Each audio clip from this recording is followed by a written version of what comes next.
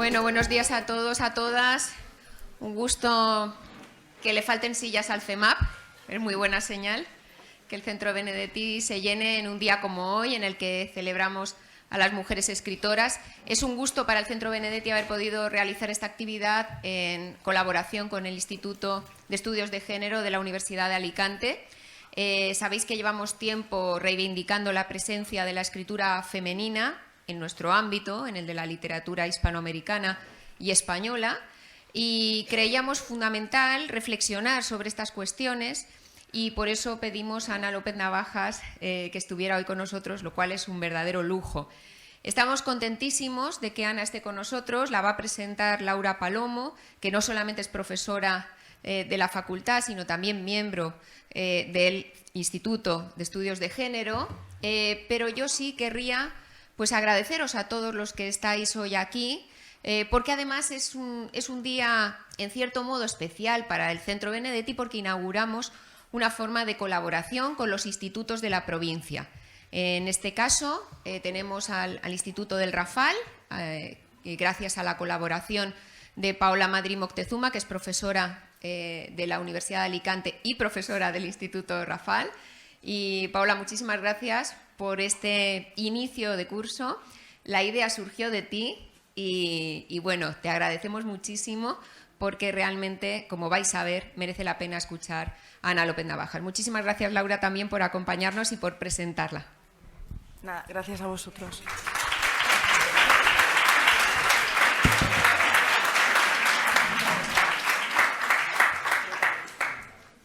Bueno, pues es para mí también un placer presentar hoy a Ana López Navajas. Lo hago en representación del instituto y en representación de su directora, Elena Stablier, que es mi compañera también en el departamento y que ha coordinado durante mucho tiempo y seguirá haciéndolo la asignatura de medieval, que ha proporcionado una parte del público. Y pues para nosotras es un placer poder estar hoy aquí y compartir la ilusión, ¿no?, que nos embarga por escuchar a Ana López Navajas. La voy a pasar a presentar a ella para que bueno, pues nos explique cuál es el proyecto que dirige y cuáles son los objetivos. Ella es doctora por la Universidad de Valencia, es profesora de lengua y de literatura y es investigadora. En su investigación ha analizado la ausencia de las mujeres y de sus producciones en el ámbito científico, cultural e histórico, en los contenidos y manuales de la educación secundaria y las implicaciones de esta ausencia. Ha coordinado el proyecto TRACE, Análisis de la ausencia de las mujeres en los manuales de la ESO, cofinanciado por el Ministerio de Ciencia e Innovación y el Instituto de la Mujer. Y ahora nos presenta el proyecto europeo Women's Legacy, que ella coordina en España para la recuperación del legado de las mujeres en la historia de la humanidad: ciencias, matemáticas, música, literatura, pensamiento. Pues sin más, yo simplemente pues me sumo a los agradecimientos y también se los doy en nombre de Elena Stablier, que me ha pedido que por favor se lo comunique. Gracias. Bueno, yo soy en realidad la que debo estar agradecida. Me pongo de pie porque como vamos a estar un rato, así nos vamos a hablar mejor. La que está agradecida por la invitación. Para mí es especialmente importante contar con un público como vosotras y vosotros. Sois en realidad los que vais a forjar otra nueva idea de la cultura. Mirad, cuando hice las primeras investigaciones, la ausencia sistemática de todas estas mujeres lo que mostraba es una cuestión. En primer lugar, una distorsión clarísima del discurso cultural y además un error que metodológicamente las investigadoras e investigadores no pueden ya mantenerse. Esa ausencia significa una deslegitimación fortísima de carácter social para las chicas. ¿Por qué? Porque cuando ahora vosotras y vosotros pensáis en pintores o en escritores de la antigüedad, ¿A quién conocéis? Seguramente, pues, a los grandes clásicos, Homero, Virgilio, todos estos, ¿no? Y de la Edad Media, pues sí, a don Juan Manuel, ¿no? Al arcipreste de Hita. Lo mismo nos pasa con el arte y con la pintura. Hay una cosa que nos queda clara, ellas no han contado nada. No han podido, no lo hemos creído. El tema ese de que han estado en casa, no han hecho nada. Y no lo hemos creído. Esa distorsión que, insisto, se ha convertido en un acercamiento metodológico fallido a la hora del estudio de cualquier área, es lo que debemos revertir. Revertir para recuperar ese legado cultural. Un legado también literario, que no es una cuestión de chicas, es una cuestión de chicos y de chicas. Imaginaos que aquí tenemos músicos o futuros escritores o guionistas de cine o artistas. A ellos les interesa saber qué se ha producido, no que les enseñen lo de los hombres, sino lo que se ha hecho. Ya ellos decidirán qué les gusta y qué no les gusta, ellos y ellas, pero esto es una cosa que implica a todo el mundo. Nos han estafado a todos, porque esa ausencia es algo que estamos pagando todos. Después, es verdad que socialmente a nosotras, a las mujeres, nos mediatiza más. El hecho de la negación de precedentes es exactamente eso que hace que, bueno, que se consideren que somos menos eficientes de forma implícita.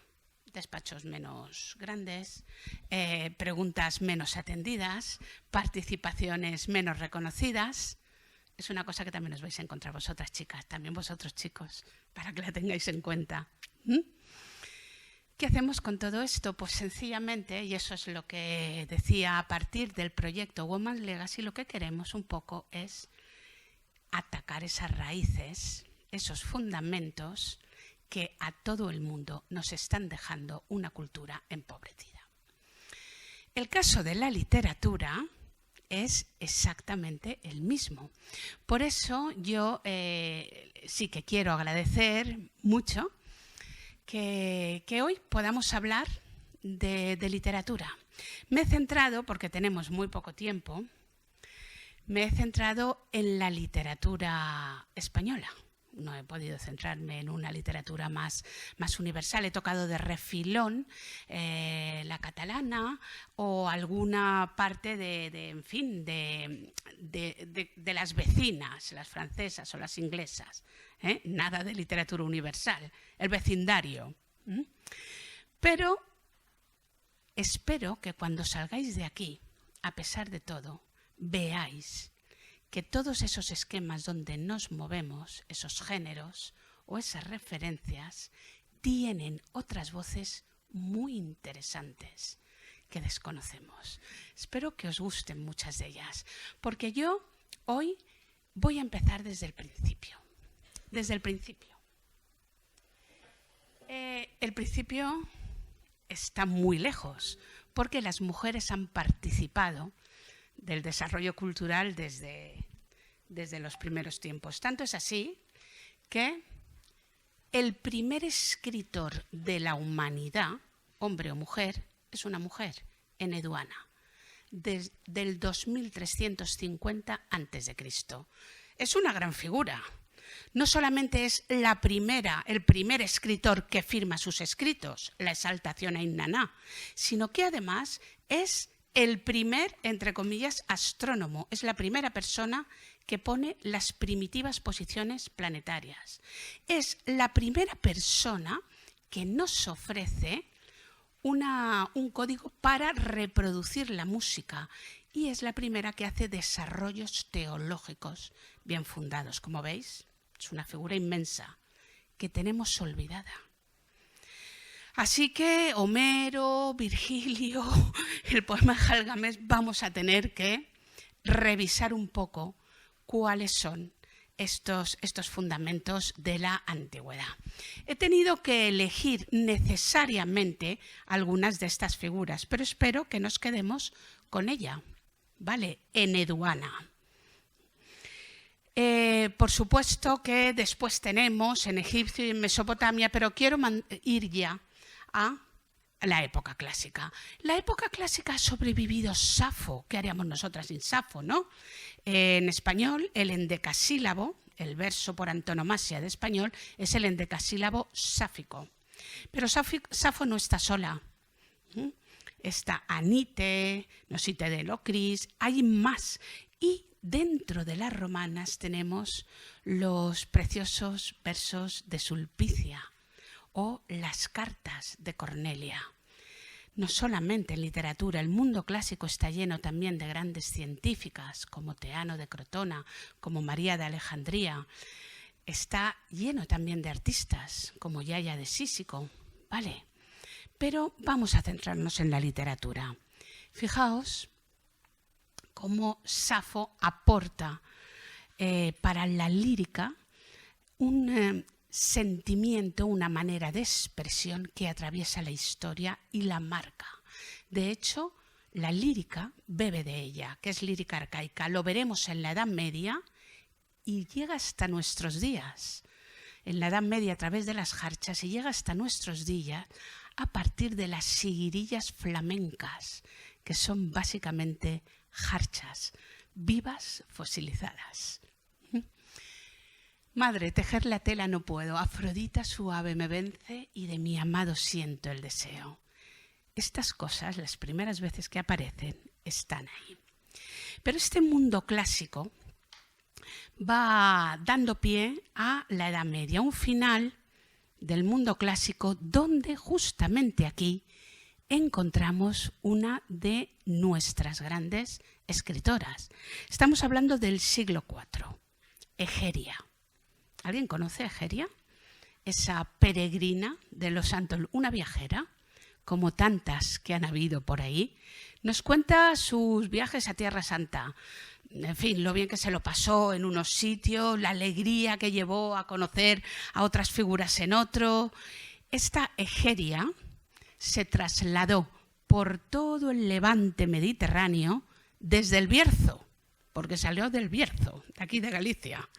Recorrió todo el Mediterráneo y llegó a Alejandría, llegó a Bizancio, llegó a Jerusalén, todo eso. Como veis, eran grandes viajeras, no fue la única. A partir de ahí, más adelante, Bona de Pisa, todas ellas dejaron constancia de sus escritos.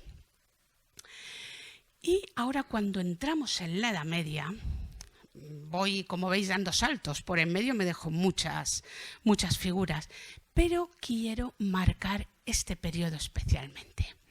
¿Por qué? Porque la Edad Media representó para ellas un periodo especialmente bueno y fructífero. En muchas ocasiones se habla de que la periodización de la cultura, los periodos, no son iguales para las mujeres para los hombres. Esto es el caso más claro. Hubo un gran renacimiento en el siglo XII, aquí, que para las mujeres, que no fue igual para los hombres, que lo tuvieron en el siglo XV. El siglo XV, ya lo veremos, expulsaron del humanismo y de todas estas cuestiones a ellas. Sin embargo, el siglo XII nos ofrece unas voces asombrosas, unas voces de poetas que no se han vuelto a oír hasta el siglo XX, orgullosas, gallardas, seguras de sí mismas. Y todo eso es una herencia que nos viene de las poetas andalusíes. Esas poetas que estuvieron aquí, llevaban desde el siglo VIII y que tienen una gran tradición. Tenemos a Walada, Ibn Mustafki, tenemos a Kamar, tenemos a al-Hiram, tenemos a varias. Esta, como veis aquí algunas de las fotos, esta relación entre cristianas y moras, ¿veis con la jena? ¿Las veis allí tocando instrumentos? Es muy fructífera porque ellas aportan un tópico que se pierde ya en el XIII. ¿Sabéis cuál es? El fajar, la conciencia del propio mérito. Estas no pedían permiso a nadie. De hecho, hoy en día es difícil en algunos países árabes recuperar las voces de estas mujeres porque 1000 años después a veces no están preparados para oír las voces de estas poetas. Aquí tenéis a Walada ibn Mustafki, del siglo X. Esto es el fajar. Mirad lo que llevaba bordado en el hombro derecho y en el izquierdo. Ella vivió en el siglo X y decía: estoy hecha por Dios para la gloria y camino orgullosa por mi propio camino. Y en el otro decía: doy poder a mi amante sobre mi mejilla y mis besos ofrezco a quien los desea. La historia que tuvo, la relación amorosa que tuvo con Ibn Saidún, uno de los grandes poetas árabes, es la que nos ha dejado, felizmente también, los poemas de Walada. Pero estas mujeres no se movían en el ámbito privado, sino público. Una de las cuestiones más importantes es que ellas, las andalusíes, por ejemplo, practicaron la poesía satírica. La poesía satírica es muy llamativa, pero en realidad nos importa porque es la apropiación del espacio público. Tú cuando hablas mal de alguien, cuando rajas, ¿para qué lo haces? Para que todo el mundo se entere de que esta o aquel son fatales. Lo haces para el espacio público. Cuando tú hablas de amor, de sentimientos, las elegías que las andalusíes apenas practicaron, son ya poemas más interiores. Fijaros, por ejemplo, qué poema satírico nos presenta Walada. Tiene otros, pero enhorabuena, Lasbasi, por los beneficios que has recibido del Señor del Trono, del benefactor. Has conseguido con el culo de tu hijo lo que no consiguiera con el coño de Burán, su padre Al-Hassan. Como veis, la señora no tenía pelos en la lengua. Esto se perdió entonces, ¿comprendéis? En el siglo XVII, en el siglo XIX, se despacha muy a gusto. Hay otros más que os invito a leer. Ya habéis visto ahí las perles andalusines, ¿no?, de las poetas andalusines. Esta es, de aquí lo que nos interesa no es lo llamativo, sino la apropiación del espacio público y sobre todo la relación entre mujeres. Walada y Muni al-Kurtubiyya, que era hija de un vendedor de higos, tuvieron una relación muy cercana, pero entre ellas dos también se escribieron. Las redes de mujeres son aquellas que nos proporcionan la idea de que ellas no son excepcionales. Walada no estuvo sola, muchas estuvieron a su lado. Más adelante tenemos a la que fue, sin duda, la gran poeta andalusí, Hafsa Arrakuniyya. Fijaos qué expresión amorosa más firme, más gallarda. Dice: elogio aquellos labios porque sé lo que digo y conozco de lo que hablo. Y les hago justicia, no miento ante Dios. En ellos he vivido una saliva más deliciosa que el vino. Como veis, lo sé y eres lo mejor que hay. Así te lo digo. Y te lo digo yo. ¿Vale? Expresiones líricas, ya veremos que nos cuesta ver posteriormente. Fijaos otra de las expresiones del fajar, esta vez en Nasun ibn al-Kalai, otra de las grandes poetas que se movió dentro del ámbito del cejel. Dice esto en un poema satírico intercambiado con al-Mahmudi, dentro del ámbito de esos libertinos y bohemios que fueron los cejeleros. Dice: he pagado poema por mi vida. Ahora dime quién es mejor poeta.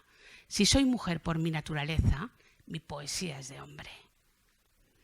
Y ahí se la juega con quien sea.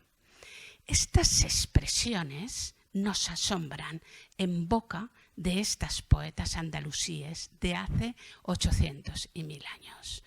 Una expresión, una gallardía y un tópico, insisto, la conciencia del propio mérito, que lo recogen contemporáneas suyas, las trovadoras.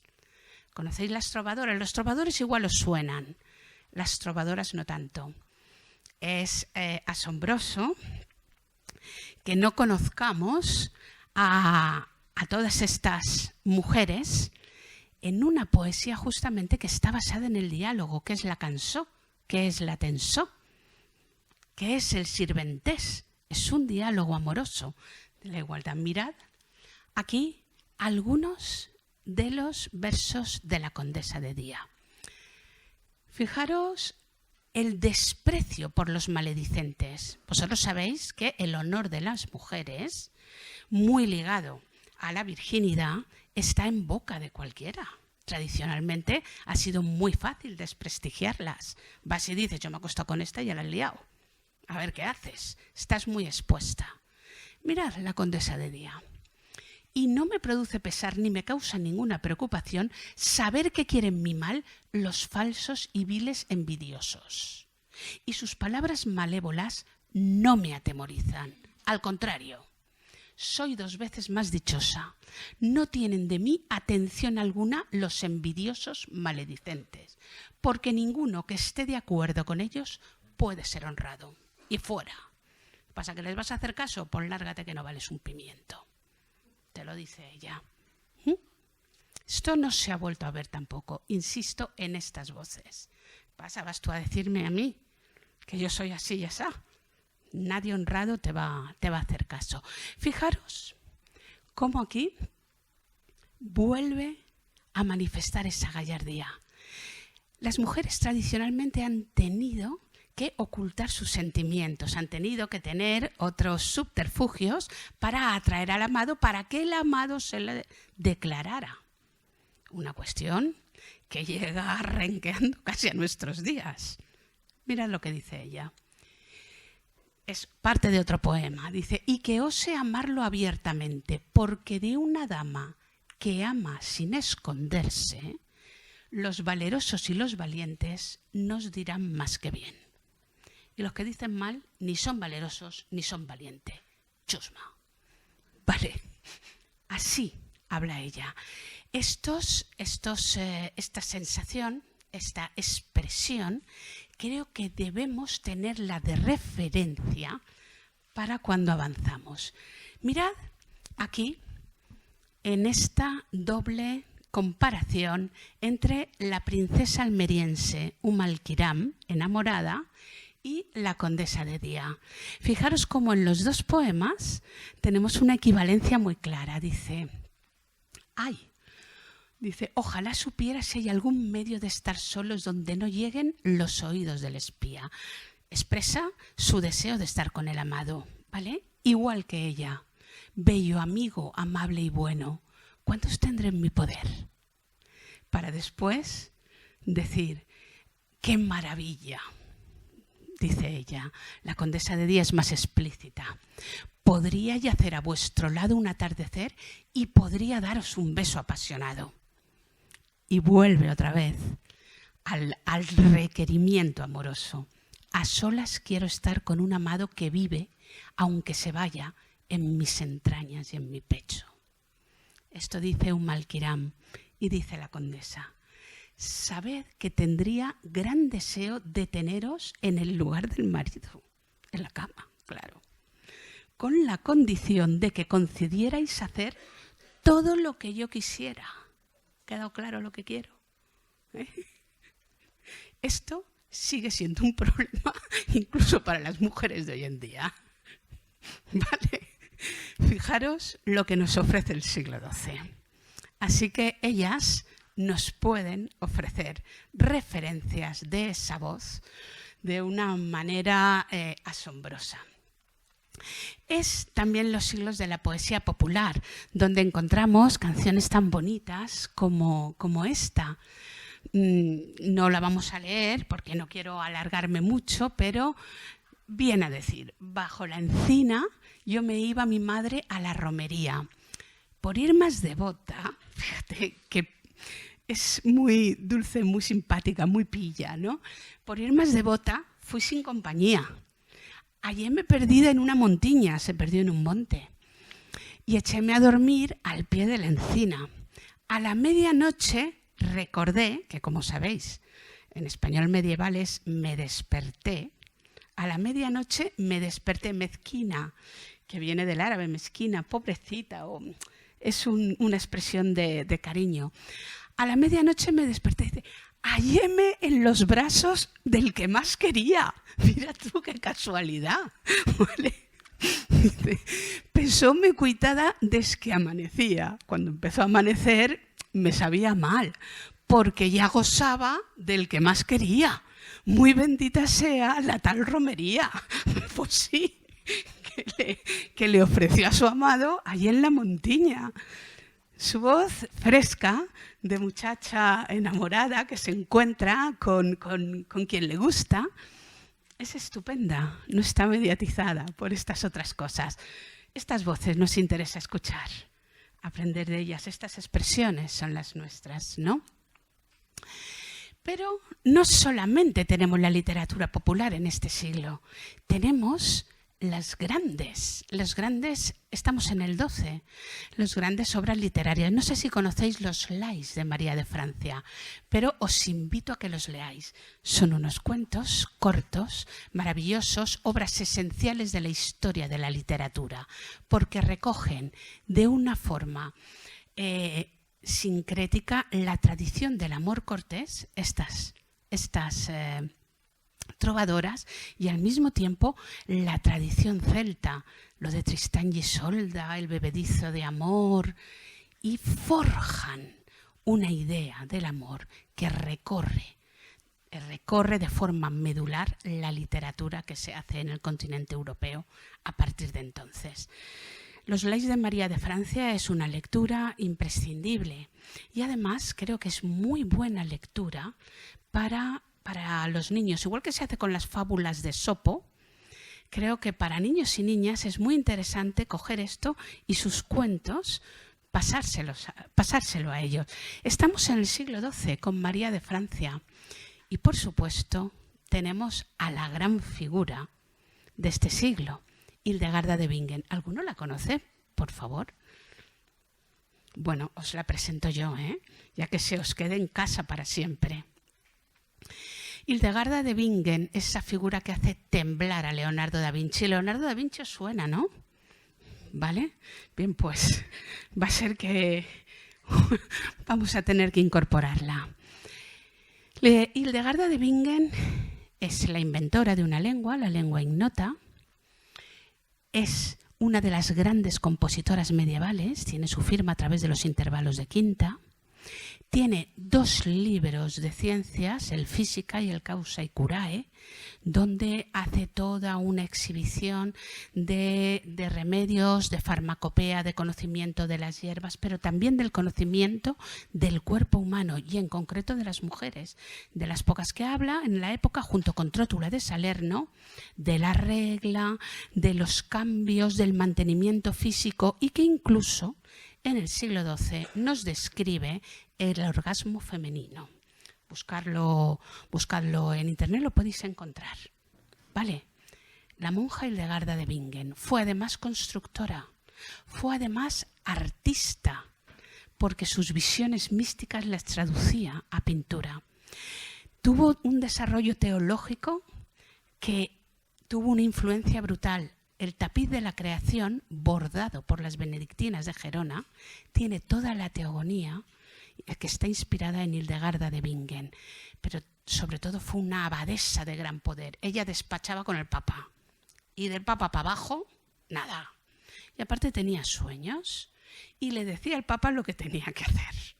Y esto toca y esto no toca porque él lo soñó y me lo ha dicho Dios. Y a ver quién le enmendaba la plana. Su epistolario, que el tema de los géneros es otra cuestión, su epistolario va desde la gente más humilde hasta arzobispos, reyes, papas, con quien despacha las cartas con Leonor de Aquitania, con todas las grandes de la época. Y ya os digo, tiene unos avances sorprendentes. Hay una cosa que siempre comento de Hildegarda, y espero que se os quede. Hildegarda es la que introduce también para siempre el lúpulo en la cerveza. Toda la cerveza que se bebe se la debemos a Hildegarda. Así que la siguiente cerveza que os toméis, Ya sabéis a la salud de quién la vais a tomar, ¿vale? Recordar a Hildegarda, por favor. Todos los cerveceros efectivamente la reconocen. Es la gran figura del siglo. Veis aquí parte de su producción del siglo y de la Edad Media. Pedro Abelardo, Anselmo de Claraval, Santo Tomás, todos estos tienen que medirse primero con ella.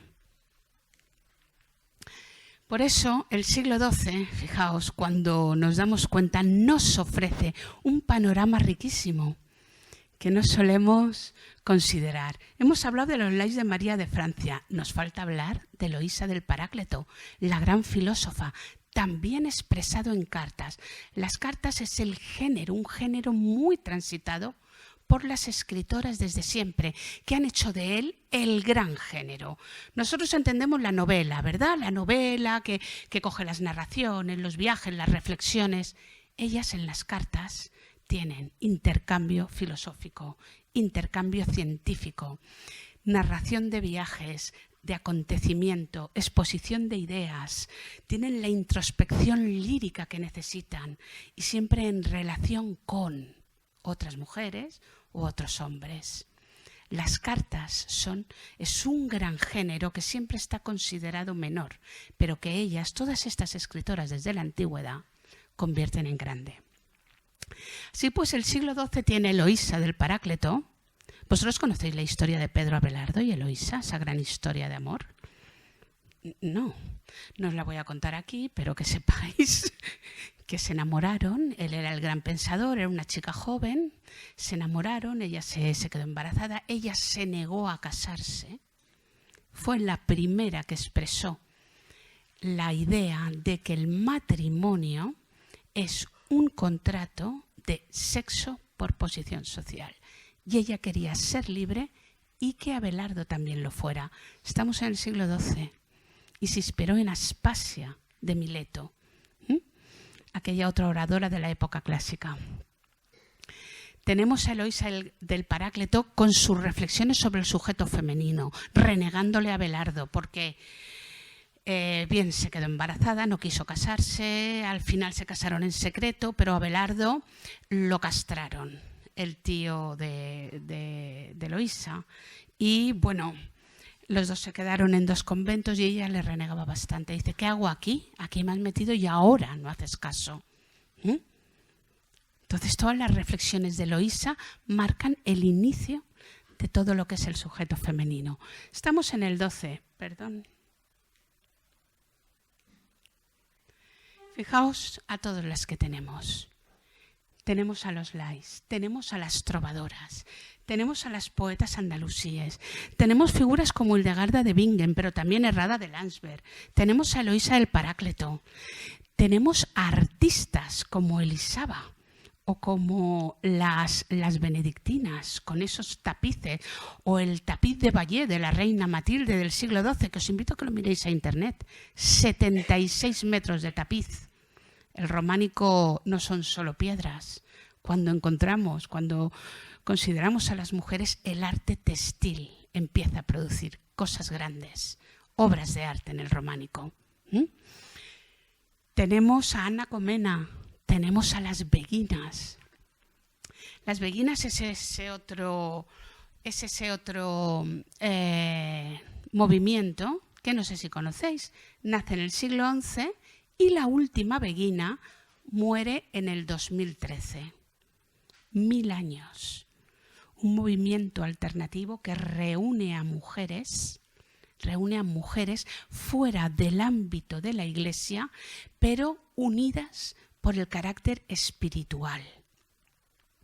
Estas mujeres fueron importantísimas porque los primeros escritos que hay en las lenguas vernáculas del alemán, del francés y del neerlandés fueron suyos. Ellas no hablaban el latín ni querían, hablaban la lengua del pueblo. Por eso Hadewis de Amberes es la primera que escribe en neerlandés.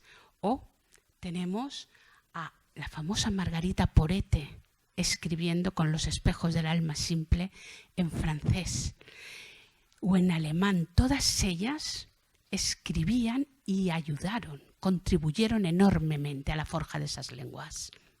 El principio de esas literaturas lo encontramos en ella. A Margarita la quemaron, ¿vale?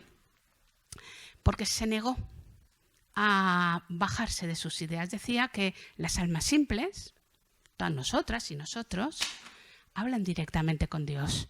Y ya le dijeron que de eso nada, que todo esto pasaba por los sacerdotes.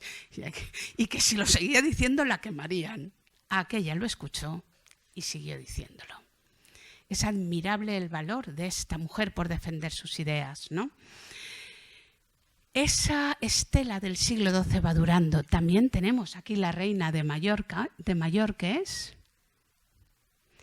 en el siglo XIV, que aún habla con ese aire gallardo de las trovadoras, pero que ya está mucho más difuminado porque lo siguiente que nos encontramos, aquí hablamos de las epístolas, esas cartas. Hemos hablado de Eloísa del Paráclito, hemos hablado de las cartas de Hildegarda, pero también todas las cartas de las grandes reinas de la corona de Aragón.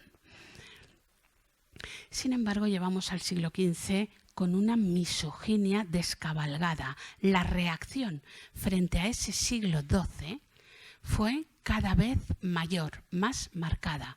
Y aquí tenemos lo que sale, Christine de Pisan, con La ciudad de las damas, donde viene a decir que escucha, que las chicas y los chicos, cuando los hombres y las mujeres, cuando reciben la misma educación, se desarrollan igual. Una idea que muchas veces se atribuye a la Ilustración, cuando se habla del género como un elemento cultural. No la enuncia Mary Wollstonecraft, la enuncia Christine de Pisan en el siglo XV. A partir de aquí nace un movimiento que recoge a muchas mujeres y del que no tenemos idea, que no aparece en los textos. Y las tenemos ahí escribiendo y cimentando justo las ideas que nos hace falta recoger ahora. La querella de las mujeres lo que plantea es el derecho a la educación y a la cultura. Y es un movimiento que se extiende hasta el siglo XVIII, pero por todas partes. Por todas partes. Aquí, en ese siglo, en el XV, tenemos dos representantes importantísimas. Teresa de Cartagena en castellano y Sor Isabel de Villena. Habéis visto que el siglo XII siempre nos ofrece, y todos nos ofrecen un panorama siempre relleno, ¿no? Sor Isabel de Villena con el Vita Christi. ¿Sabéis que el Vita Christi se editó más veces que el Tirant lo Blanc? Sin embargo, nos ha llegado el Tirant lo Blanc y el Vita Christi, que es una exégesis de la Biblia, apenas nos ha llegado. Y es divertida. Vosotros sabéis lo que plantea. Sabemos que Eva es muy mala, que se come la manzana, que nos condena, ¿no? Y sabemos también que viene esto de que Dios le dice, mira, quiero que sea a la Virgen, quiero que sea la madre de Dios. Y ella dice, hágase de mí según tu palabra. Bueno, esto se lo salta la torera, Sor Isabel, Cuando viene Dios y le dice, mira, que quiero que seas la madre de Dios. Y dice, vale, dice, pero con una condición. Ahí pactando, entre iguales. Dice, yo me quiero quedar virgen. Y el otro dice, vale, pues hay trato. Vale, no viene a decir eso, pero él le dice y ella pone condición. ¿Dónde se ha visto eso? ¿Dónde se ha visto eso? Que de hecho es muy simpática porque después dice, bueno, ya hizo como farem. ¿Me explicas? ¿Cómo voy a ser madre siendo virgen? ¿No? Tiene todas estas cosas que lo van haciendo así. Esa es Sor Isabel, que reivindica la dignidad de las mujeres desde las más humildes hasta las más ricas. Y no está sola, Sor Isabel. No está entre hombres, entre Jordi de Sant Jordi, entre Ausiàs March, entre Joanot Martorell, No, está también entre mujeres. Ese siglo tiene a María de Castilla, tiene las cartas de Estefanía de Requesens y Hipólita Ruiz de Liori, maravillosas, entre madre y hija, o el epistolario de Violán de Bar, riquísimo. En poesía tenemos a Isabel Suárez, que tuvo líos con Bernat Fenollar, y a Tecla de Borja, que estaba considerada la más lista de los Borgia, hermana de Roderick, el Papa Borja, ¿vale? Que también tuvo litos con el Ausias Marc, con los versos. O la juglaresa, cortesana. A Jordi de Sant Jordi igual lo conocéis. Seguramente a quien no conocéis es a su hermana, Isabel de Sant Jordi, cortesana, juglaresa, en la corte de María de Castilla. O a las grandes mujeres de la cultura, ¿sabes?, que hacían el matronazgo, como Mencía de Mendoza, o como Aldonza de Montsoriu, que fue la que ayudó a publicar el libro de Sor Isabel. Bien, como vemos, tenemos aquí esa querella de las mujeres que no es una cosa, se expande por toda Europa y nos da claves. Tenemos en Italia a Isotta Noguerola, o a Laura Cereta, o a Moderata Fonte, o a Lucrecia Marinella, peleando, eso en ese siglo. Tenemos en Francia a Louise Labé, a Pierrette Duguillet. Tenemos más adelante a Marie de Gournay, importantísima, que escribió sobre la igualdad de hombres y mujeres. También alquimista. Tenemos en Inglaterra a Mary Astell, más adelante al primer novelista inglés, que casualmente fue una mujer, Afra Ben, contemporánea de Shakespeare. Todas esas están produciendo al mismo tiempo. Sabemos mucho barroco, ¿verdad? ¿Y qué sabemos de estas? ¿Dónde están? ¿Dónde nos han metido ese renacimiento? Un renacimiento, ¿os acordáis?, que va ligado al humanismo. ¿Y qué pasa con el humanismo? Un ideal universal que en realidad no es tan universal. Es un ideal universal masculino. ¿Por qué? Hubo grandes humanistas también, aquí las tenéis. Luisa Sigea, Juliana Morey, Beatriz Galindo, Juana Contreras. Todas estas eran humanistas, fueron muy bien educadas. Francisca de Nebrija, Luisa de Medrano. En Salamanca dieron clases en la Complutense, en la Universidad de Salamanca, pero se quedaron arrinconadas. Ese saber. El hombre debe saber y el saber lo hace libre era para efectivamente hombres, no mujeres. Ellas fueron la prueba de que todo ese saber nos sirvió para incluirlas dentro del panorama cultural y de peso que hubo en ese renacimiento ya tan sesgado. Y a partir de aquí las cosas se ponen especialmente mal para ellas. Pero no es que se van a quedar así quietas. Tenemos la Reforma y la Contrarreforma, esto lo conocéis, ¿no? Lutero. Bien, el Concilio de Trento, que daba miedo, pero miedo total. Lo que salió de allí fue terrible. Reforma y Contrarreforma. Se habla siempre de esta doble clave y nos olvidamos de una clave esencial para entender la época. El Concilio de Trento, digamos que rebajó, quitó todos los derechos de las mujeres en la Iglesia. Mujeres, grandes abadesas como Hildegarda, fuera. Quitó las órdenes terciarias, las metió todas en el claustro. Terrible. Por eso Reforma y Contrarreforma tienen que ir unidas a la consideración, desconsideración de ellas. Y a este último elemento, la caza de brujas. Cerca del 80% de los que se quemaron fueron mujeres. Fue una cuestión sistemática para acabar con el conocimiento que mantenían aún las parteras, las hierberas, todas estas. Esta clave tenemos que incluirla cuando estudiemos, por otro lado, una literatura que empieza a ser mucho más conventual, pero que, por supuesto, no se calla, ¿no? Aquí tenemos a Teresa de Jesús. De Teresa de Jesús, lo que nos importa, sobre todo, es su vida.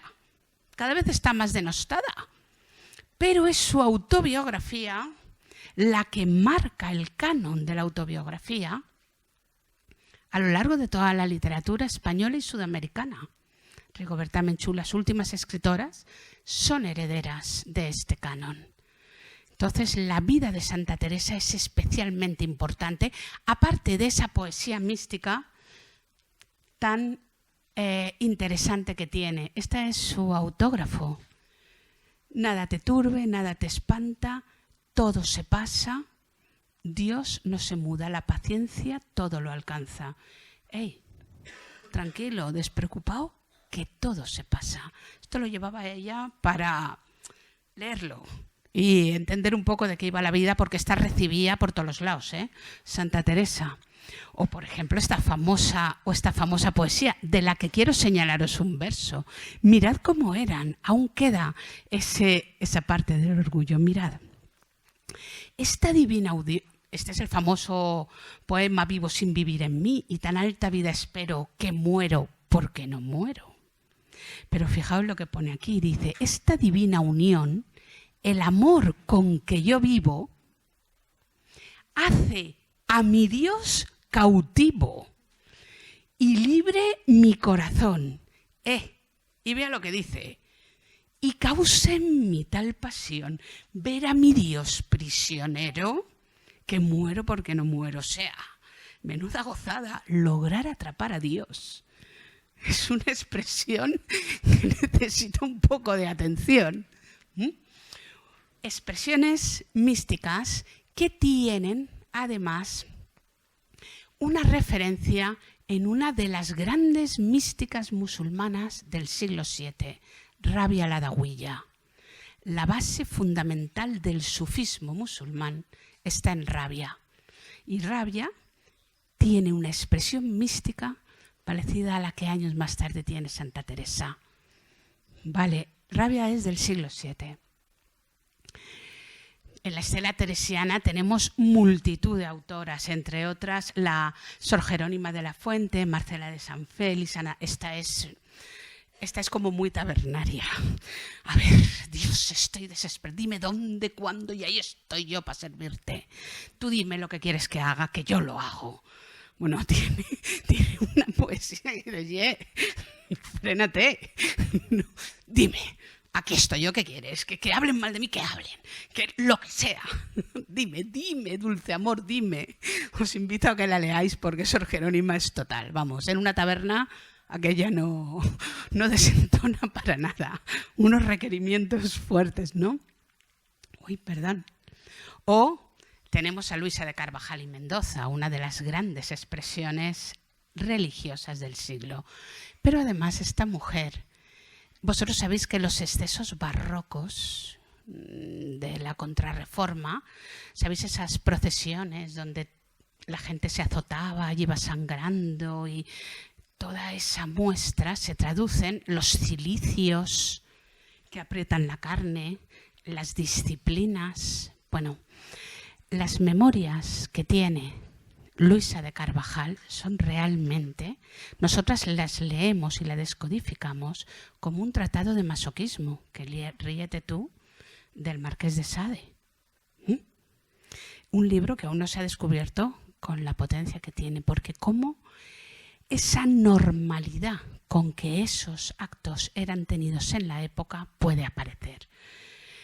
Un personaje bien interesante. Y después tenemos a las grandes del barroco. Sor Juana Inés de la Cruz. Esto es, sabéis que no aparece y es una cumbre absoluta del barroco. La única que con su primer sueño escribe y reflexiona sobre el conocimiento, ¿no? Trabaja todos los géneros, la carta, la poesía, el teatro, todo. Y todo lo hace bien. Sufrió mucho porque estuvo rodeado de mucho torpe. También es verdad que el nivel de Sor Juana Inés era alto y eso necesariamente la constriñe. Sor Juana Inés, digamos que aquí tenéis las famosas redondillas satíricas, tenéis esos sonetos maravillosos que Quevedo y Góngora pues tienen buenos sonetos, pero Sor Juana Inés va a este nivel: detente sombra de mi bien esquivo, imagen del hechizo que más quiero. No, en fin, son sonetos estupendos. O fijaos ese terceto, que sigue siendo una cuestión muy actual sobre el tema de la prostitución, ¿no? Habla de qué quieren los hombres y dice: ¿o cuál es de más culpar? aunque cualquiera mal haga, la que peca por la paga o el que paga por pecar. Cliente o prostituta, aquí, ¿quién tiene la culpa? Durante años han sido ellas. Ahora estamos haciendo una reflexión sobre este tema, pero bueno. En fin, aquí lo último, les devuelven la cara lo que dicen que son las mujeres. Las mujeres son diablo, carne inmundo, y ella dice que ellos son así. Vale, esta es... Ay, es que no sé qué hago. O, por ejemplo, esta famosa carta, donde voy a ir un poquito más rápido, ¿vale? A partir de ahora, donde vemos, fijaros, cuál es su planteamiento. Ella habla y discute con un teólogo Vieira, pero dentro de una relación, la carta tenagórica, bastante privada. Pero resulta que la hacen pública esa carta. Y hay uno que le mete un palo y aquella le responde, y mira lo que le dice. Dice, a ver, ¿tú me tienes que decir a mí de lo que tengo que hablar? Dice, mi entendimiento tal cual no es tan libre como el suyo es porque está hablando de usted. Pues viene de un solar, viene de Dios. ¿Qué me tienes tú que decir? Si Dios me ha hecho así, ¿tú tienes algo que enmendarle a Dios? ¿De qué vas? ¿No? Dice después, si es como dice el censor, herética, la carta, dice, ¿por qué no la delata? Anda, ve y denuncia.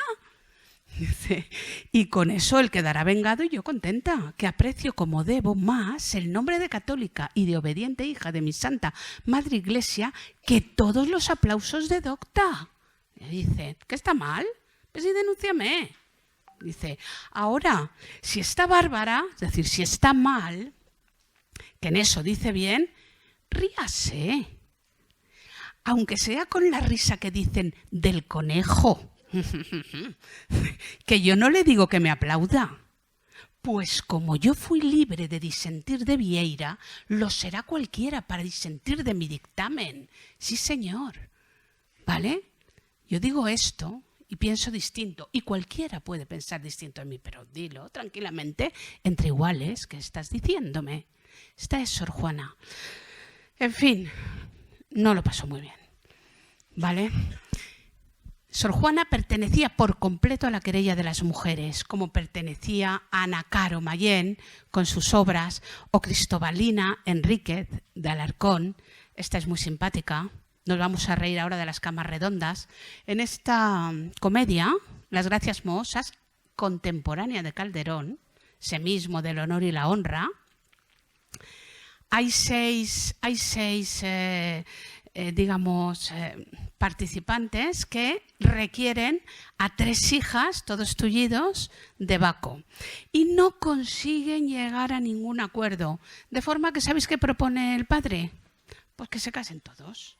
Los 6 con las 3. 3 por 6. Un matrimonio general y para rematar y ver lo que dicen, dice, y así me dais 18 nietos. Y ya está. 3 por 6 maridos, cada una de sus mujeres por su marido, ¿vale? Como veis, estos son los márgenes del teatro barroco. Ese teatro marcado por Lope, pero que tiene también otras visiones. Igual que María de Zayas, la narrativa barroca no puede verse sin ella, con los desengaños. Un desengaño que se apropia de Quevedo, parece que el desengaño barroco es de Quevedo, pero que sin embargo María de Zayas aporta claves increíbles, siempre desde la posición de las mujeres. Son relatos también de un tono erótico que han hecho que en el siglo XIX se prohibieran. Son novelas que siguen a la manera de las novelas ejemplares de Cervantes y del Heptamerón de Margarita de Navarra. Esas novelas que vienen del Decamerón, esa que está la peste y se encuentran todos y cada uno va contando una novela. Así es la narrativa de Zayas. Y esas novelas resultan muy interesantes por la crítica social que tienen. Y de costumbres. Estamos, yo os digo, en el barroco. En el barroco, donde hay también gente como la capitán, bueno, la monja alférez, Catalina de Drauso, que se disfrazó de de capitán y se fue, era pendenciera y de hierro fácil. Bueno, pendenciero. Iba vestido de hombre, era una mujer que se tuvo que vestir de hombre para entrar en el ejército. O tenemos a la filósofa Oliva Sabuco de Nantes, muchas más que ofrecen un panorama muy distinto al que nos solemos encontrar en esa época. Cuando hablamos de literatura, la Ilustración también nos dio grandes figuras, sobre todo con dos temas: la amistad entre mujeres y el derecho a la educación. Tenemos a Mari Borbón, tenemos a Josefa Jovellanos, tenemos a Barrenechea. Mirad aquí en el discurso de Josefa Mari Borbón cómo reivindica la educación. ¿Os acordáis aquella educación que seguía reivindicando ya Christine de Pizan? Y todas estas la vemos reflejada hasta el siglo XVIII. La querella de las mujeres es el movimiento que da pie en el XIX al feminismo. Sin ellas, el feminismo no hubiera surgido. No conocerlas es no conocer parte de nuestro patrimonio. Y el feminismo nos ha aportado claves de análisis importantísimas. Entre estas figuras de ilustradas tenemos a María Rosa Gálvez. Conocemos a Moratín, pero no a Gálvez, que fue tan famosa y reconocida como él en esa época. Y además tenemos también espacios de creación que resultan importantísimos. Sabéis que los salones literarios, musicales y científicos que desde el 17 empiezan a llevar a las mujeres, auténticos motores del cambio cultural y la transformación, donde se generan las ideas de la Ilustración, donde después aquí, más adelante, sale la Constitución del 12 en la tertulia de Frasquita Larrea, conservadora, pero que tradujo las vindicaciones de los derechos de la mujer de Mary Wollstonecraft y de Mari Carmen Morla, liberal, ambas tertulias en Cádiz.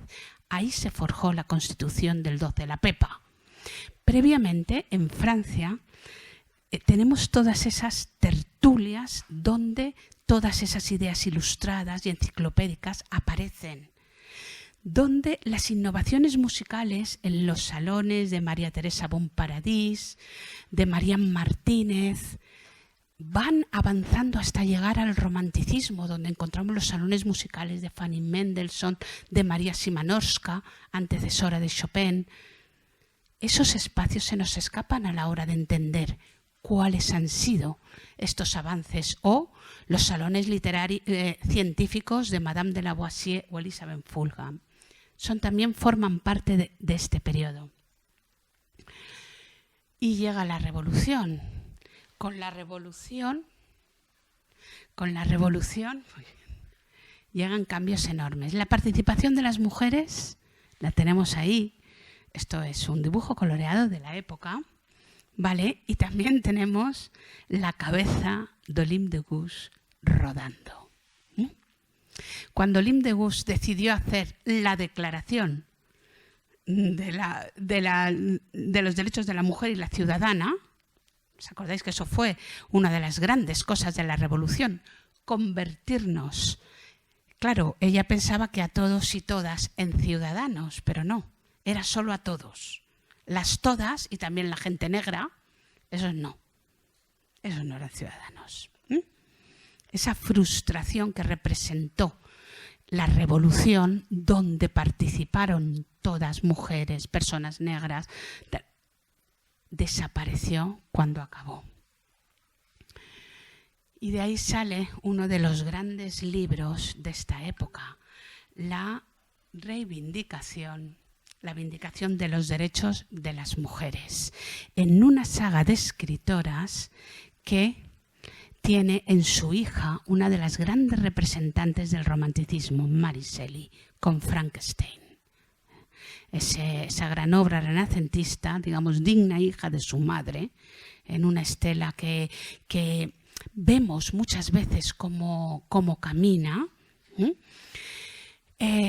fue una obra de referencia. Frasquita Larrea, por otro lado, ¿os acordáis? Esa española ilustrada que tuvo la tertulia en Cádiz, fue madre, a su vez, de Fernán Caballero, Cecilia Boldefaber, una de las grandes escritoras del 19. Y hay escritoras que vienen de sagas de autorización femenina enormes. El siglo XIX, por ir, nos presenta aquí en España a Gertrudis Gómez de Avellaneda y a Carolina Coronado, la gran escritora romántica.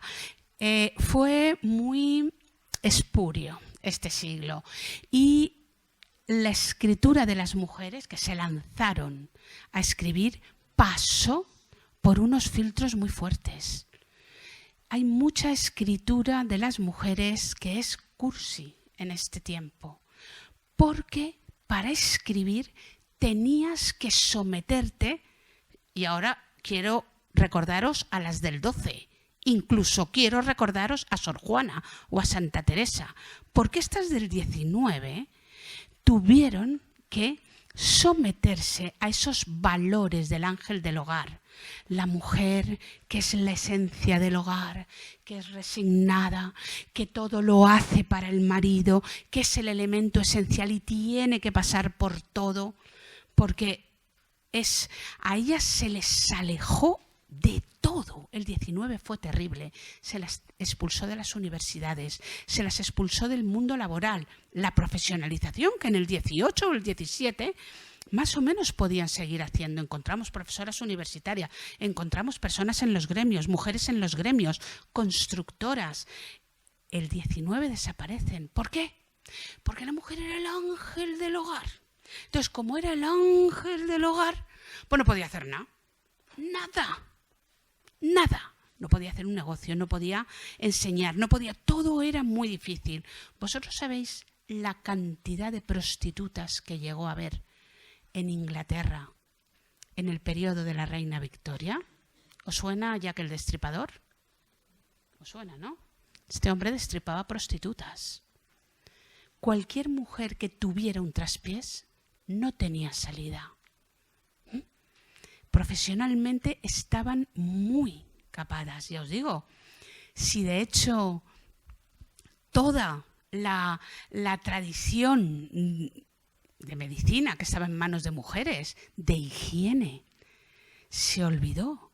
Toda la tradición de obstetricia y ginecología que ellas habían sustentado, las grandes ginecólogas romanas del siglo IV, Metrodora, Elefantis, Olimpia la Tebana, con tratados de Genecetis que alimentaron la escuela del siglo XII de Trótula de Salerno, que a su vez alimentaron a las grandes obstetras del Hotel Dieu de París, Madame d'Arcachon. Todo esto se acabó. Dijeron, no, ellas no se enteran. Y se cogieron ellos, claro. Subieron automáticamente las muertes en los hospitales, porque los hombres no tenían tradición de higiene ni de limpieza. Entonces, ese abandono de la tradición formaba parte de ese siglo XIX que las expulsó de todo, casi todo. Seguramente habréis oído muchas veces, no, es que muchas mujeres se ponían un alias, ¿vale? No se lo pusieron en todas las épocas. Se lo pusieron en el 19. La mayor parte de alias los encontramos aquí. ¿Aquí qué tenemos? Ahora lo vamos a ver. Fernán Caballero, ¿no? Cecilia Boldefaber, que se llamaba Fernán Caballero. Pero también tenemos a Caterina Albert, que era Víctor Catalá. Y tenemos a George Evans. Y tenemos a George Eliot. Todo mujeres necesitaron ese alias masculino en este siglo. Terrible. Por supuesto, el siglo XII, incluso el XVI, fueron mejor que este. Y eso, que en el XIX es cuando sale el feminismo. Pero las circunstancias sociales eran terribles. Aquí tenéis a las románticas, tenemos a Fernán Caballero, con la que se inicia el realismo, Y tenemos a las librepensadoras como Rosario de Acuña o la grandísima Pardo Bazán, o aquellas que introdujeron el feminismo en España, que fueron conservadoras, Patrocinio de Viedma o Concepción Arenal. Ellas fueron las que incluyeron, sabéis que Concepción Arenal tuvo que disfrazarse de hombre también para poder asistir a las aulas de Derecho. Y, por supuesto, la más grande, Rosalía de Castro, siempre denostada, finalmente recuperada por un Becker que ha sido un poco hipertrofiado. El valor que le hemos concedido frente a Rosalía, que se recupera. Mirad, por ejemplo, este poema de Carolina Coronado. ¿Os acordáis de Espronceda, no? Con 10 cañones por delante, viento en popa toda vela, no vuela, sino vuela el velero bergantín. Baje el pirata que llaman por su... que es mi patria, mi tesoro, que es mi Dios, la libertad. Mi ley... Bueno, me lo estoy cargando, pero bueno... Mirad, por ejemplo, esta libertad que reclama Carolina Coronado.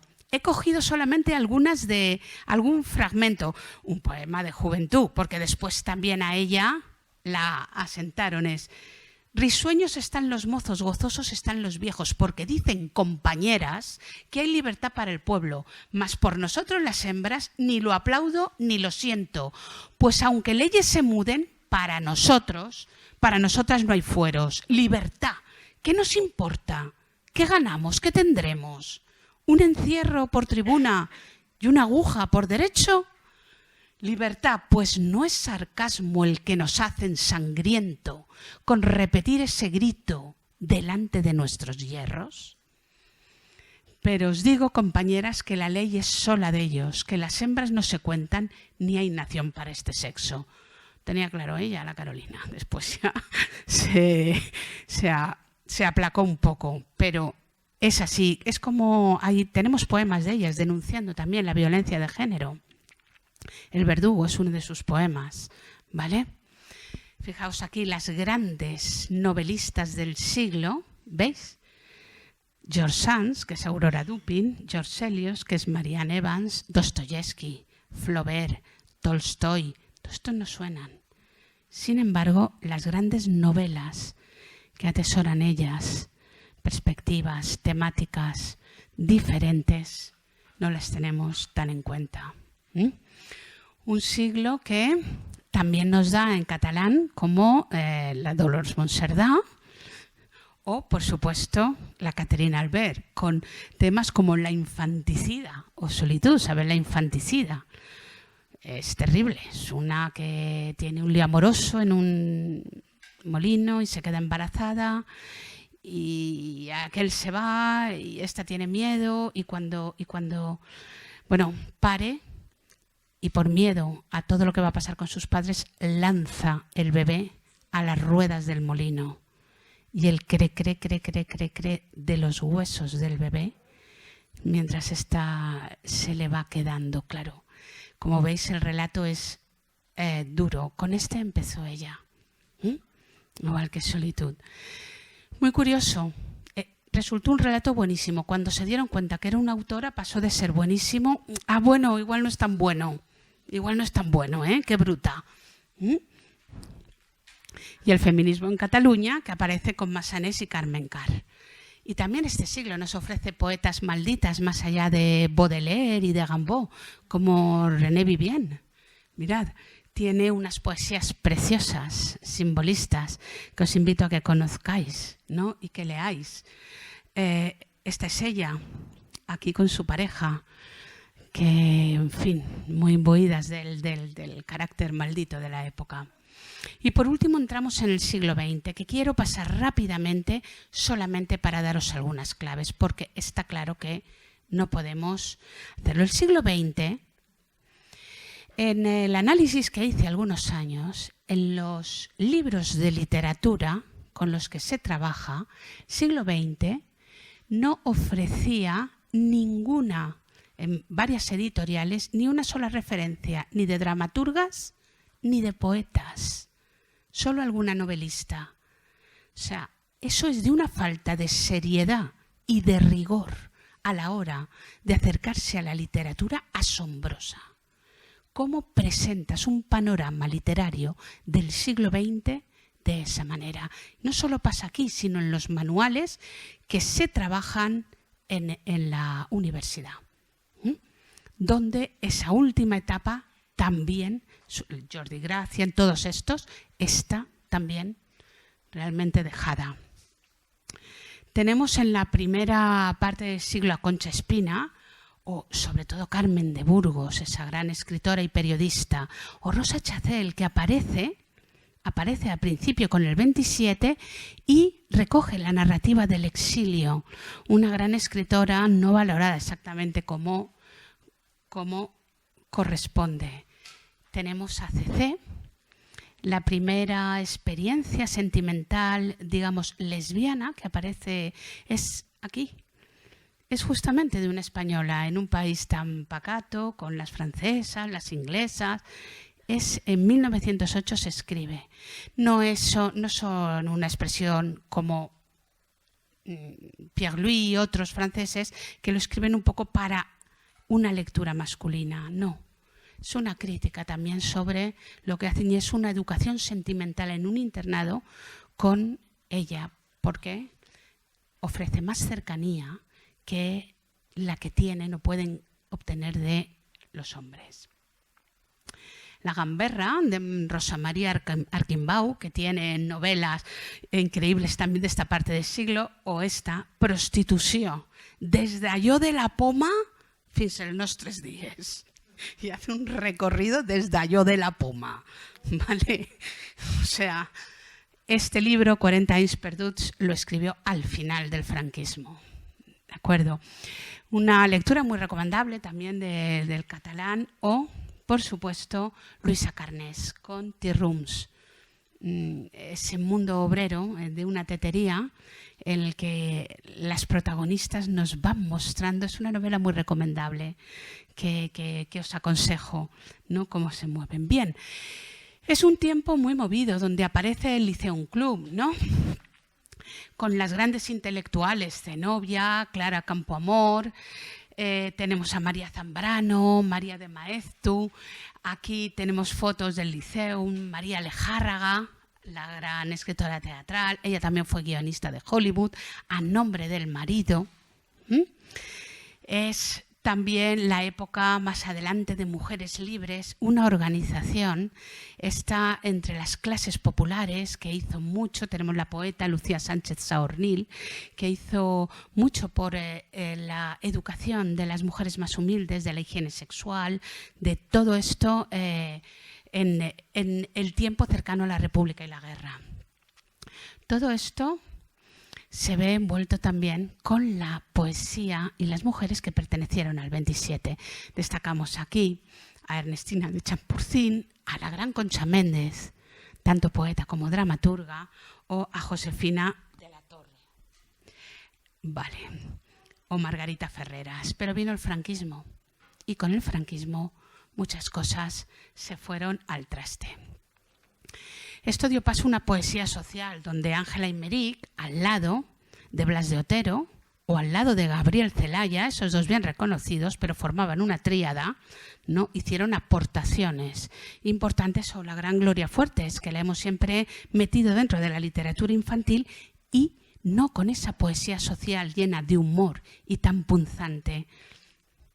O las grandes poetas, la Paca Aguirre, que os voy a decir aquí, de la Tierra, Atienza, los novísimos con la María Mois, María Beneito o la gran Julia Uceda, todavía viva, una de las grandes poetas del siglo, y las más recientes, García Valdés, Andreu, Mayar, Guzmán, Rossetti, que tienen poemas. No sé si habéis leído algo de Ana Rossetti, aquí os pongo uno de los más característicos, El chico Wrangler, ¿no?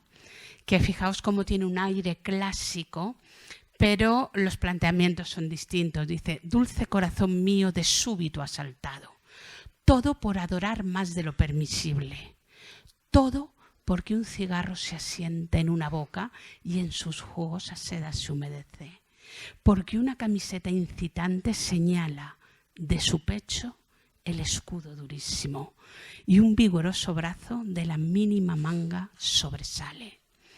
Todo porque unas piernas, unas perfectas piernas, dentro del más ceñido pantalón, frente a mí, se separan. Se separan. Esta poesía es muy característica de Ana Rossetti y resulta muy interesante, igual que Guzmán o Blanca Andreu. Y por último, María Mercè Marçal, que ha llegado hasta la calle. Aquí la tenéis, ¿no? Con sus versos. Mirad René Vivien, y el cuadro, por otro lado, es de Bert Morisot, también una pintora. Vale. En teatro tenemos igual.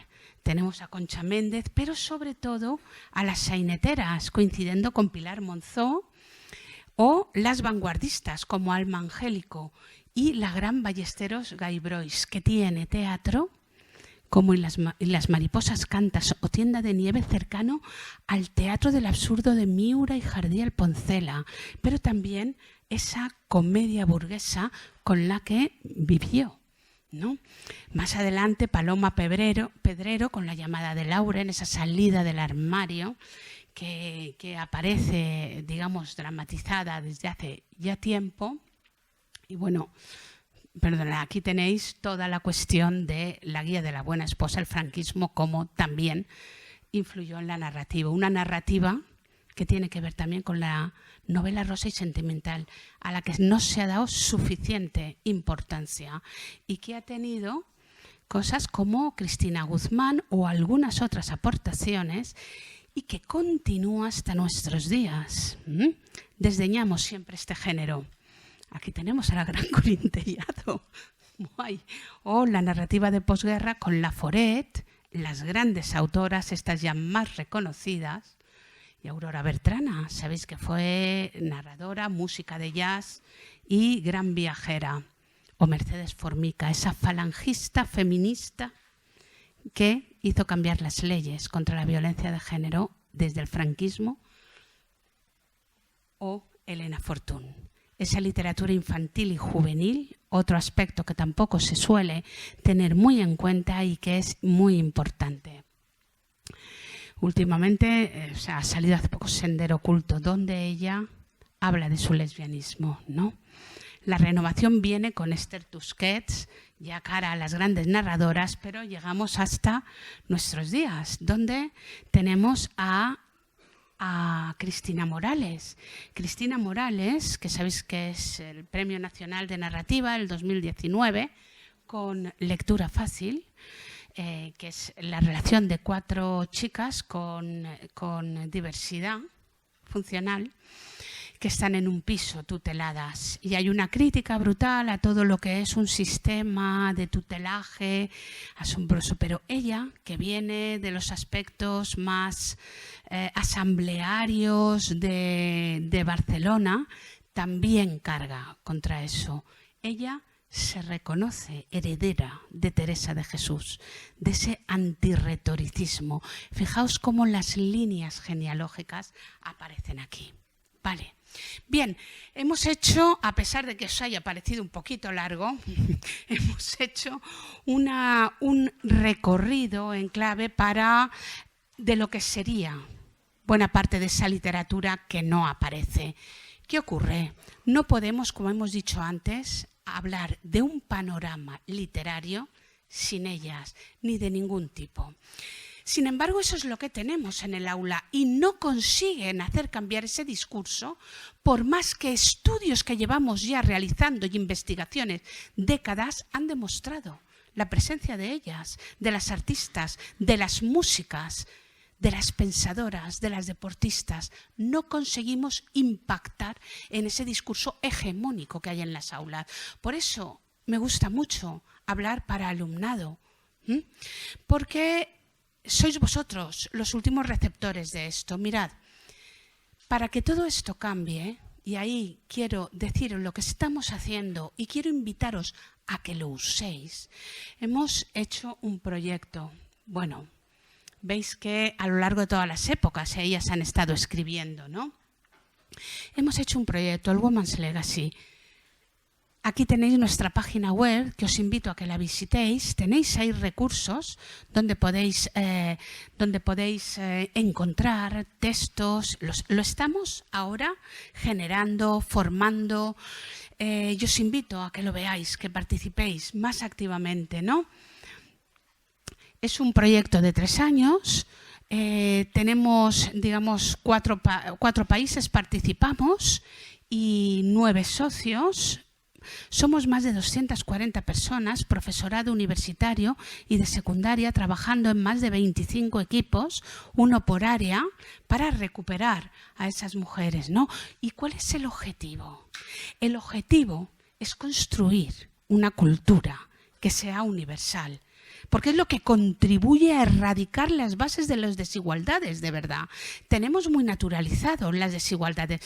¿Os acordáis esos gritos de hace unos días de los agujos aquellos? Lo sorprendente es las otras chicas, como diciendo, no, a ver, que los conocemos, que esto no es nada. Esa naturalización es la que debemos dejar de lado. ¿Por qué? Porque te gritan eso después, bueno, ya sabes que esto va a ser un... ya. Pero yo a vosotros aquí no os voy a llamar cerdos y cosas así, ¿verdad? No os voy a llamar. Yo soy una conferenciante, vosotros sois el público. Hay cosas que no son tolerables, No son tolerables. Pues bueno, esto es una de esas cosas. Se puede vivir igual sin que eso pase. Y eso es a lo que tenemos que aspirar, ¿vale? Provocar ese cambio, esa transformación, necesita de instrumentos, no de discursos. Instrumentos. Sin instrumentos, sin armas, no llegamos a ninguna parte. Por eso los instrumentos de intervención didáctica que tenemos, os los voy a enseñar. Bueno, aquí tenéis los 4 países, todos los socios. Estos son los productos que me gustaría que pudierais utilizar. Hemos hecho un banco de recursos y hemos hecho unos catálogos de obras artísticas, literarias y musicales de autoría femenina. Tú puedes buscar ahora por movimiento, por época, por autora, por lo que quieras. Y los catálogos tienen figuras y obras y el banco de recursos tiene actividades. Actividades con enunciado y respuesta directamente enmarcadas en un curso, de forma que cualquier profesor o profesor pueda coger y decir, bueno, yo estoy en tercero, estoy dando geometría. Aprieto y me sale la actividad, ahora lo veremos. O estoy en el barroco, necesito unos poemitas fáciles del barroco. O estoy en la Edad Media. O estoy en educación física en la resistencia. O en física estoy dando electromagnetismo o lo que sea. Aprietas y te salen las actividades con la respuesta para no hacer trabajar al profesorado. ¿Cómo lo hemos hecho? La primera cuestión es conocer bien. Proporcionamos un conocimiento sobre las mujeres, nos entendemos sobre ellas, pero hay una cosa fundamental que hacemos en cada biografía, algo con lo que innovamos. Cuando cogemos la biografía de una persona, hay muchas y muy buenas, hay repositorios estupendos, pero nosotras en cada biografía proponemos un contexto. Cuando yo cojo a Concha Méndez, al lado tengo a Josefina, Ernestina de Champurcín, tengo a todas, Margarita Ferreras, a esas poetas. Cuando cojo a Hildegarda de Bingen, al lado tengo a Hafsa Racunilla, la Condesa de Día. Cuando cojo a Safo, al lado tengo a Teano, tengo a Cornelia, cada una de ellas lleva un panorama de creación femenina.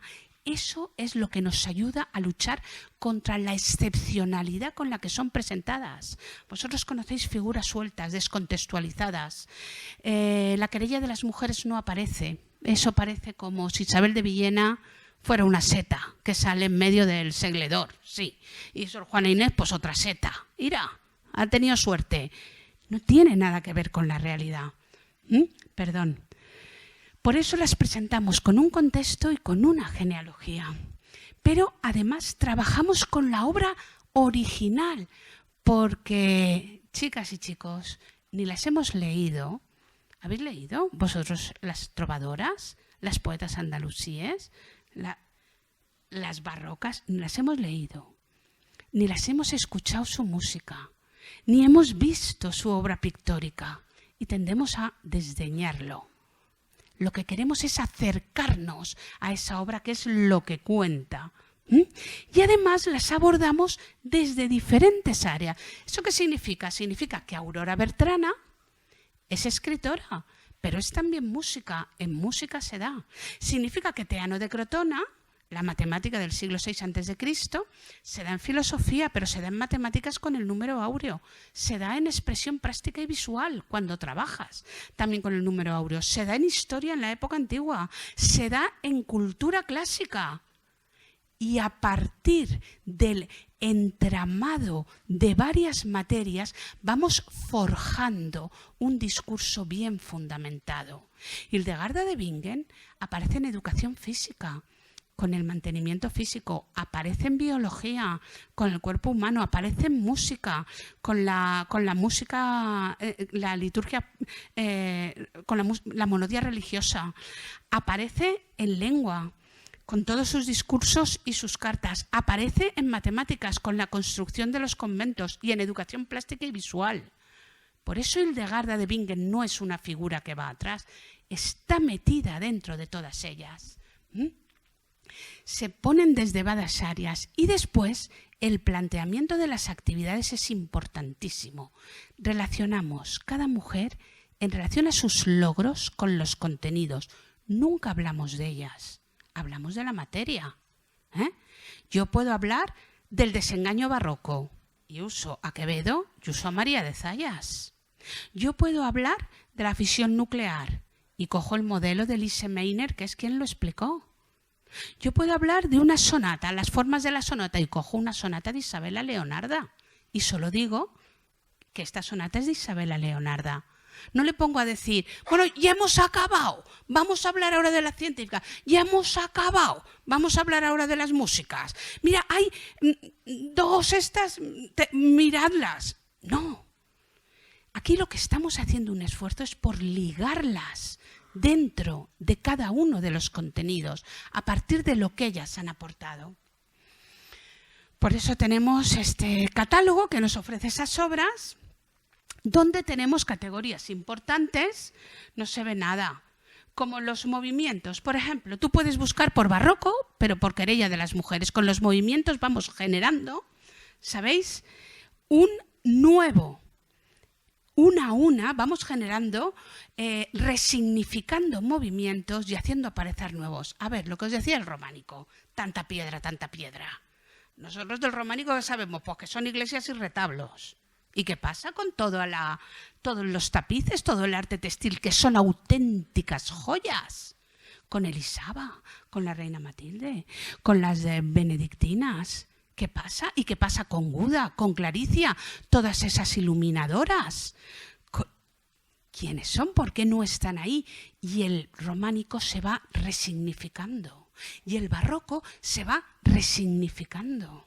Y la Bauhaus se va resignificando cuando incluimos a Lily Reich, cuando incluimos a Eileen Gray, ¿vale?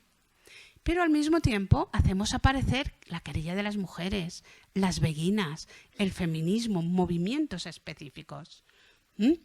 Y vamos construyendo los fundamentos de un nuevo relato. Claro, esto es gigante. También cambiamos los géneros, lo hemos estado comentando aquí. Por ejemplo, ahí, no se ve nada, pero esto es la literatura autobiográfica o las cartas. No, ahora lo pasamos, ¿sabes? Lo comento, es la literatura autobiográfica o las cartas, hay que recuperarlos. O en arte tenemos el arte textil, las artes decorativas, siempre consideradas una cuestión menor. No, eso es arte. Y no artesanía. El arte lo define la calidad con la que está hecho y aparte, ¿qué referencias usamos? Siempre las de ellas, ¿no? Bordados, tapices, lo mismo en música. Y por último tenemos aquí el banco de recursos. Vale. Fijaos que tenemos actividades, trabajamos con actividades sobre original y biografías. Es de acceso abierto. puede consultarlo cualquiera, aunque está hecho especialmente para profesorado de todos los niveles y trabajamos, ya os digo, con obras y actividades. Por lo pronto, estamos en los últimos 4 años de la secundaria obligatoria, de primero a cuarto. Después, en el banco de recursos, después ampliaremos hacia otras etapas. Los catálogos sí que tienen una doble finalidad. Por un lado, servir a la educación, conservatorios, escuelas de arte y diseño, escuelas de arte dramático, universidad, pero también a la gestión cultural. Porque, chicas, ¿sabes lo que pasa, no? Aquí tenemos a Marga de Clásicas y Modernas. Se hizo un trabajo sobre dónde están las mujeres en la música sinfónica. Pues escondidísimas, que si el 2% de directoras, que si el 3% de compositoras. Hay montones de ellas, pero hacemos un festival de estos, de Fest, no sé qué. Y resulta el 7-10% de grupos de chicas. Dice, no, es que no hay más. Está lleno de grupos de chicas, está lleno. Ahora, ya, de chicas que hacen de todo. Que te hacen rock, que te hacen pop, swing, lo que les pidas. Pero siguen sin aparecer. Las exposiciones, los comisariados, ahí están. Hoy seguimos arrastrando eso. Tiene que ver con que llamamos a aquello que conocemos. Por eso esto funciona, lo hemos hecho con ese fin. Pero además es un modelo transferible a otros países, que es lo que queremos hacer. Cada una de las figuras está ligada, como os he dicho, a un contenido. Por ejemplo, la fisión nuclear. Aquí la damos en tercero de la ESO. A lo mejor en Francia la dan en segundo, lo equivalente a segundo o en cuarto, da igual. Cogen esa actividad y la colocan en su esquema a ese nivel. De hecho, queremos presentarlo en el Parlamento Europeo como un modelo transferible para poder trabajar ahí. Aquí tenéis un caso, por ejemplo, el de Egeria. Todo esto que no veis, ahí es donde están todas ellas, todas las mujeres que rodean a Egeria, ¿no? Bona de Pisa, las otras, Melania la Mayor, Paula de Roma, todas esas viajeras que contemporáneamente a ella han existido. Cuando hablamos de la Condesa de Día, hablamos de María de Ventador, de Tibors, de Azalais de Porcaraigues, de todas esas. Y también de Hafsa Racunilla, de Nasuni Benalcalay, hablamos también de Hildegarda, hablamos de Rada. Cada una de ellas arrastra muchas y nos ofrece ese panorama. Y es un aprendizaje pasivo, tipo Gotamalaya. Tú solo hace falta que vayas leyendo. Poco a poco, y el uso de la base es lo que te va a ir proporcionando, te va a ir haciendo que resuene. Veis que hay una reseña corta y hay unas actividades. Se puede ir ahí a las actividades y tenemos las obras, pero las obras son las obras directas. Ahí tenemos esa obra, ahora lo veremos. El itinerario a los lugares santos y lo tenemos en latín y en español. Y te vas y aquí tienes el texto. Creación directa. Como cuando vas a la pintura o a la fotografía o al graffiti. Esto es una actividad. Por ejemplo, aquí tenemos el enunciado.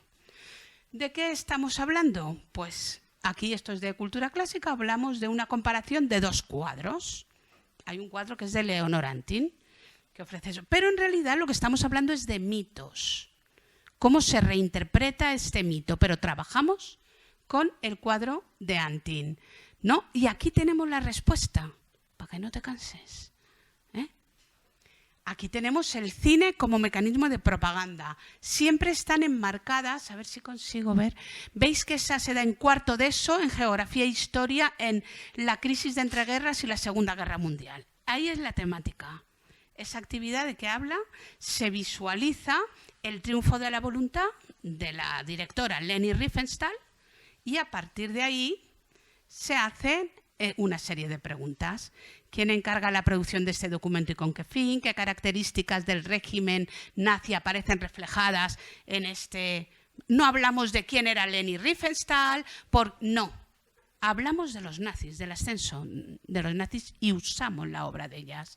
Es así como debemos incluirlas. La sencillez y tratarlas de forma indirecta son dos elementos con los que trabajamos, de forma que podamos incluirlos dentro del ámbito competencial, situaciones de aprendizaje o cualquier cosa.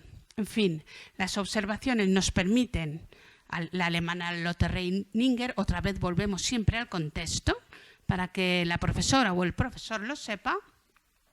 Y bueno, y con esto hemos acabado. Vale, aún nos queda un ratito. Esto es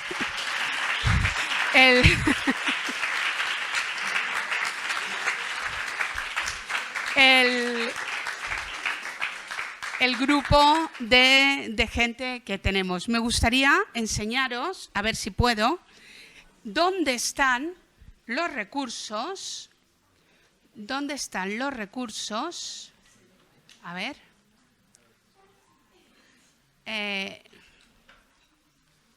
Mirad, están aquí. Tú aquí puedes meterte. Se puede buscar por, yo qué sé. Vamos a buscar por... ¿Veis? Aquí os van saliendo. ¿Vale? Vamos a ir, por ejemplo, a Ana Caro.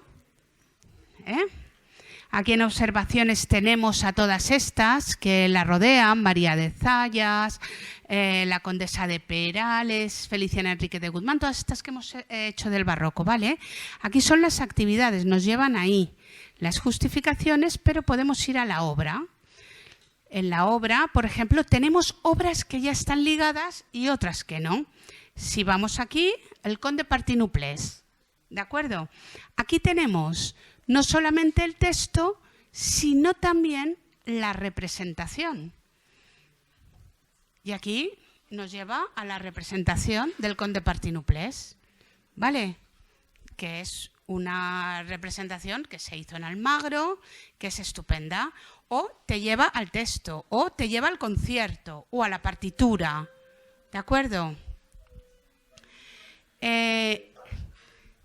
Estamos trabajando también con otros países, con países árabes como Jordania, y es muy interesante ofrecer, recuperar, por ejemplo, toda la tradición riquísima de mujeres árabes que parece que están perdidas y que no hayan hecho nada, donde encontramos a grandes gramáticas, matemáticas, músicas, teólogas increíbles, o de otros países a los que poco a poco nos iremos acercando, pero es una plataforma al servicio de un cambio total, Nos costará, tendréis que continuar vosotras y vosotros, ya os lo digo, iros haciendo la idea, pero ahí estamos. Bueno, gracias.